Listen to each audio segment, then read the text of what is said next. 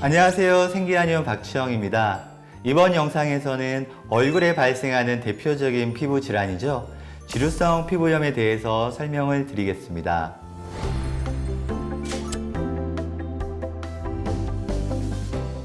요즘과 같이 춥고 건조한 계절에는 지루성 피부염이 발생하거나 재발될 가능성이 높아요. 사무실이나 실내에서 난방을 하면 쉽게 얼굴이 붉어지고 열감이 느껴지는 분들이 계실 거예요. 이런 분들은 지루성 피부염에 걸릴 확률이 높으신 거죠. 우리 피부는 부위에 따라서 조금씩 다른 특징을 가지고 있는데요. 두피, 그리고 미간과 T존 부위, 유존 부위, 귀 주변, 코 주변, 입술 주변, 그리고 가슴 앞쪽 겨드랑이, 이런 부위가 피지 분비량이 다른 부위에 비해서 압도적으로 많은데요. 지루성 피부염은 피지 분비량이 많은 부위에서 발생하는 만성 염증성 피부염입니다. 사진을 보시면 양쪽 볼 부위에 붉은색의 염증 반응이 있는 걸 알 수 있죠. 넓은 홍반이 보이시죠?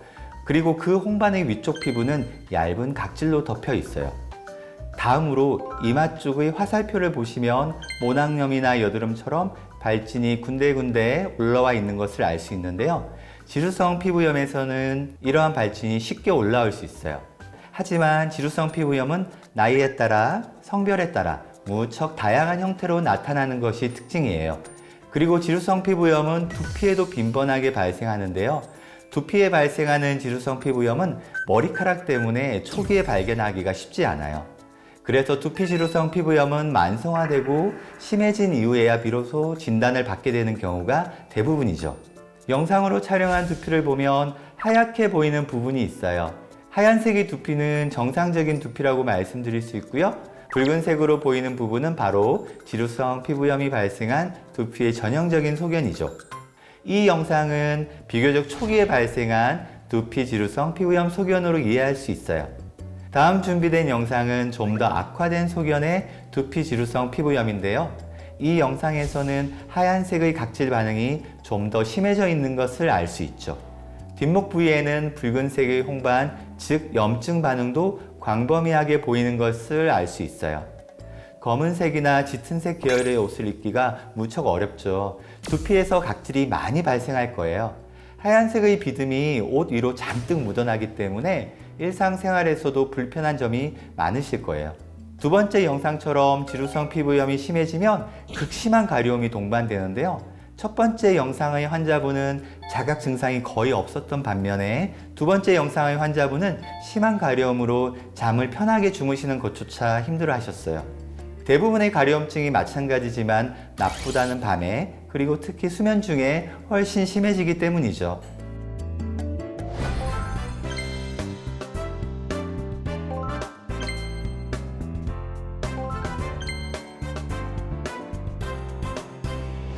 그러면 지루성 피부염이 발생하는 이유는 무엇일까요?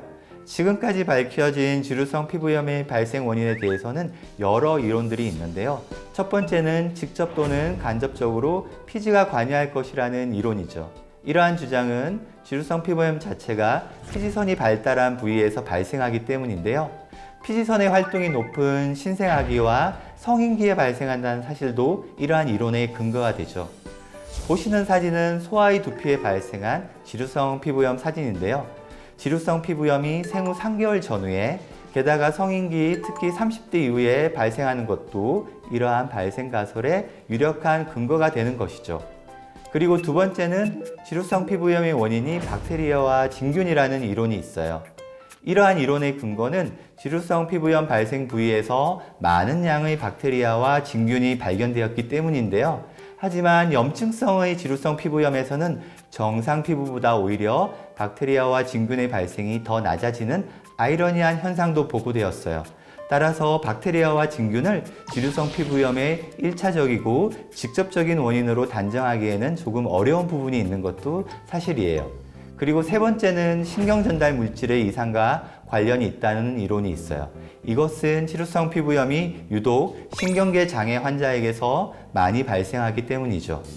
다음으로 네 번째는 온도와 습도 등의 계절적인 변화가 연관되어 있다는 이론이 있어요. 실제로 가을과 겨울의 낮은 온도, 그리고 난방으로 인해 습도가 낮아지는 환경 조건에서 증상이 악화되는데요. 이러한 현상은 이 이론의 유력한 근거가 되는 것이죠. 마지막으로 다섯째는 피부의 표피세포 증식 이상을 원인으로 보는 이론이 있어요. 지루성 피부염에서는 건선이라고 하는 질환과 비슷하게 표피 증식이 증가되어 있는 병리학적인 소견이 발견되었는데요. 게다가 표피세포 증식을 억제하는 약물을 사용하면 단기간에 증상이 개선되는 것도 이러한 이론의 근거가 되는 것이죠. 이처럼 지루성 피부염은 그 뚜렷한 증상에도 불구하고 명확한 원인과 치료법이 아직까지는 부족한 것이 현실이에요. 그래서 많은 분들이 이 병원 저 병원 전전하면서 고생할 수밖에 없는 것도 안타까운 현실이고요. 이번 영상에서는 지루성 피부염의 증상과 원인에 대해서 살펴봤는데요. 궁금하신 점은 아래 댓글로 남겨주시면 답변 드리겠습니다. 이 영상이 도움이 되셨다면 구독, 좋아요, 알림 설정 부탁드립니다.